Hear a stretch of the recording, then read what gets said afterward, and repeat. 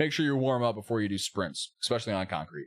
I am a idiot. Yeah, buddy. Lightweight, baby! What's up, guys? I'm Josh and I Lift Things, and I'm here to talk about the best routine ever made.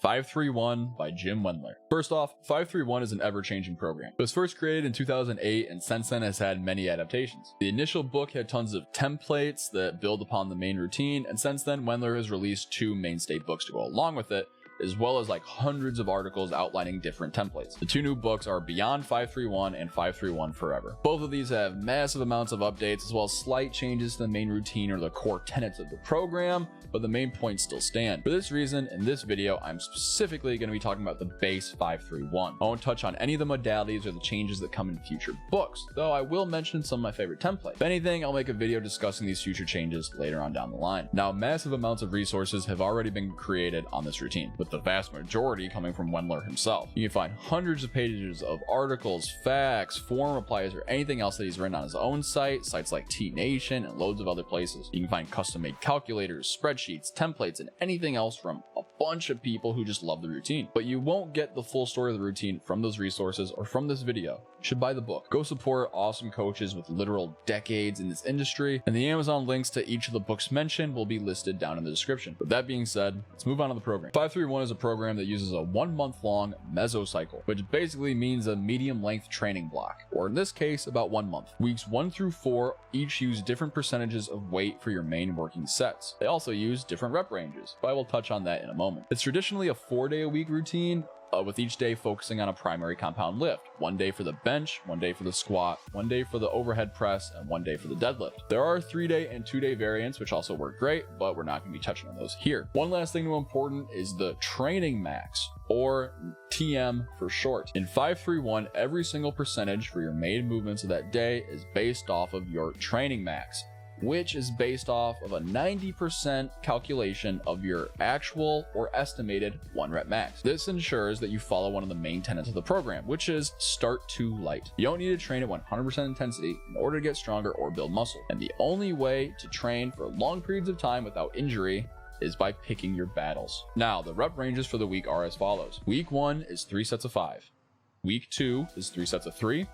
Week 3 is a set of 5, a set of 3, and a set of 1, where the routine gets its name, 531. And the final week is a deload at 3 sets of 5. Every final set is an AMRAP, or as many reps as possible, but we'll touch on that later. The percentages come out to look like this. For week 1, your first set of 5 is at 65% of your training max. Set 2 is 75%. Set 3 is 85%. Week 2, remember, is 3 sets of 3. The first set is at 70%. The second set is at 80%, and the third set is at 90%, again, of your training max. Week 3, remember, is a set of 5, is a set of 3, and a set of 1. So the first set is 75% of your training max, the set of 3 is 85% of your training max, and the set of 1 is 95% of your training max. And week 4 is the deload, all 3 sets of 5, but the first set is for 40% of training max, second set is 50%, third set is 60%. Now that's kind of confusing just saying it out like that, so let me give you an example. Let me break down what a week 1 of bench training would look like if your bench 1 rep max was 225 pounds. So first we find your training max. If your 1 rep max is 225, you multiply that by 0.9 to find 90% of your 1 rep max, which is the training max, which would be 202.5 pounds. So your week 1 first set of 5 is 65% of your training max. So 202.5, your training max, multiplied by 0.65 comes out to 131.625 pounds. That's an ugly number, so we round down to the nearest whole number, which in this case would kind of change depending if you have microplates or not. If not, go by microplates.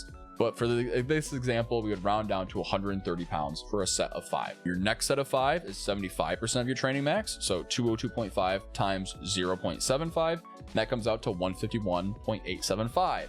Again, round down to 150 pounds. And the final set, in this case would potentially be an AMRAP, is 85% of your training max. So 202.5 pounds multiplied by 0.85 is 170 pounds. If this is too complicated for you to do personally, there are massive calculators and spreadsheets. One of my favorites is blackironbeast.com, which has calculators for a couple other routines as well. It will be linked down in the description for you. So there it is. That is the main idea of the program. Now, regarding the AMRAP, this is kind of a point of contention, and Wendler has even gone a little back and forth on this throughout the years, which makes sense. As he's gotten older, he realized maybe pushing rep PRs every single day isn't great. The way I like to think about it is, on days where you aren't feeling great, get the needed reps in, just the 3 sets of 5, and then dip. Get out. On days where you're killing it, feel free to take advantage of that and set a rep PR. Now here's how the progression works. If you're able to get all of the reps throughout the mesocycle, or a 1 month long block, you add 5 pounds to your bench and overhead press training max. This is very important. You do not add it to your sets or to your 1 rep or estimated 1 rep max. You add it to your training max. For squats and deadlifts, you add 10 pounds. Now, if you didn't get the prescribed reps that you're supposed to hit, and assuming you have your diet and recovery set up properly, you have stalled out. In that case, you would do the following. Instantly take a deload week. After that, you retest your maxes, either by using some type of calculator or actually going in and doing maxes. I recommend the calculator. The book actually gives you a proper equation you can use to test your maxes that Wendler prefers, but I'm not going to give it to you here. Go buy the book. Then you find your new training max, which again is 90% of that estimated 1 rep max, and you restart the program. Keep in mind, you only rework the numbers for the lift that you stalled on. Meaning, if your overhead press failed, but your bench, squat, and deadlift all increased as normal, you do not reset your numbers on the bench, squat, and deadlift. You just restart on the overhead press. Now, that is the meat and potatoes of the routine. We'll now cover warm-ups, the assistance or template movements, and the cardio. Yes, you heard me right.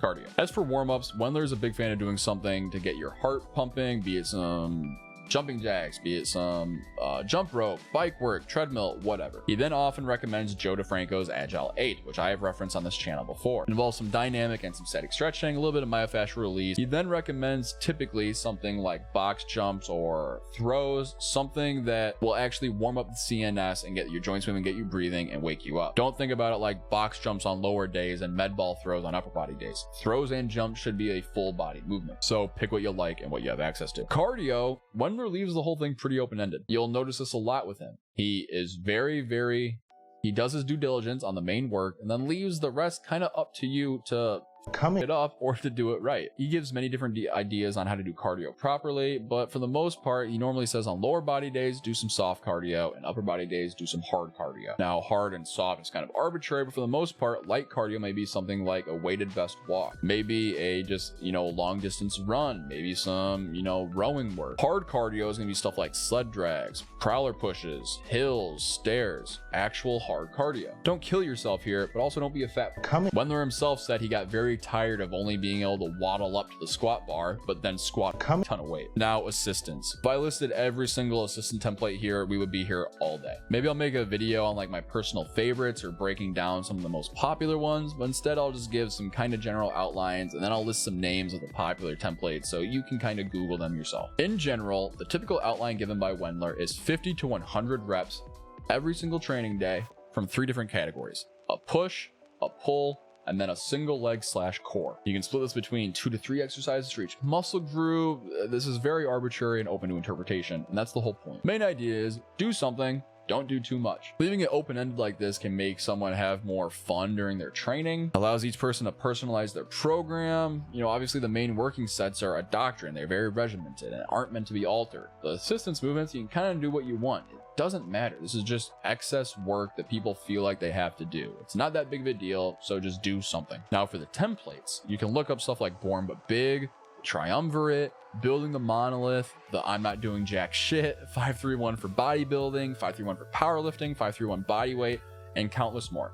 I am partial to the Born But Big, but to each their own. With that being said, I run 531.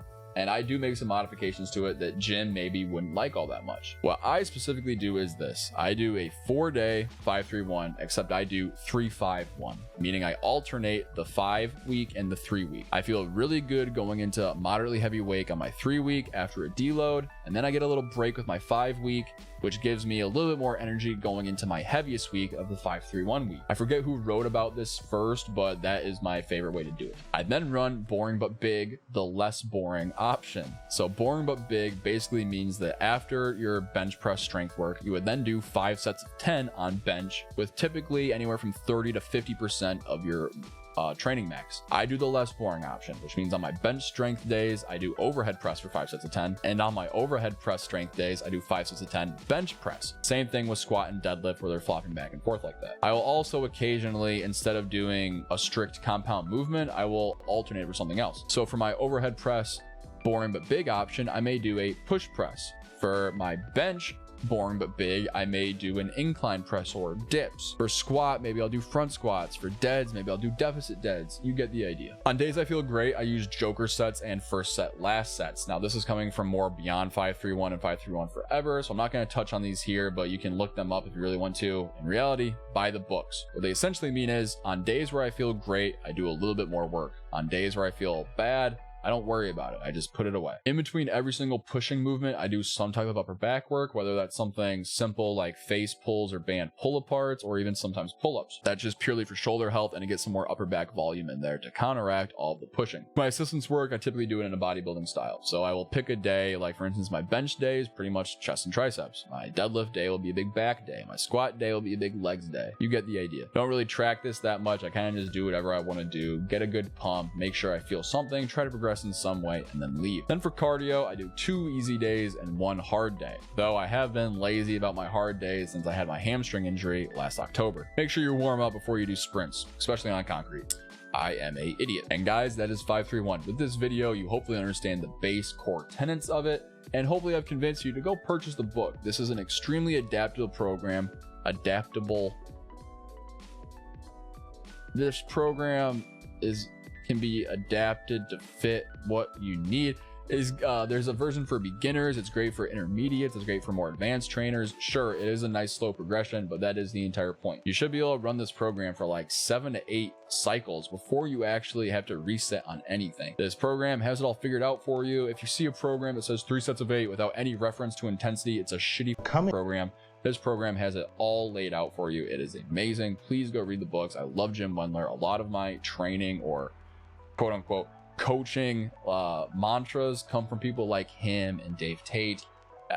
It's great. It's perfect. Please go buy the book. Please give this routine a try if you're looking for something new. And guys, if you like this style of content, do me a favor and hit the like button and subscribe button. I post a new video every single Monday, Wednesday, and Friday. If you really like this style of content, or you really like me and you want to support me even more so, you can follow all of these socials. You can find the links down in the description. I post exercise content twice a day, every single day. Do you hate 531? Do you love it? Let me know down below in a comment. It really helps out the channel, and I respond to every single one of them. Do you have another routine you'd like for me to do a quick review on? Well, drop it down there as well, or message to me on Discord or any of the other socials linked down below. And as always, thank you so much for watching, and have a great day.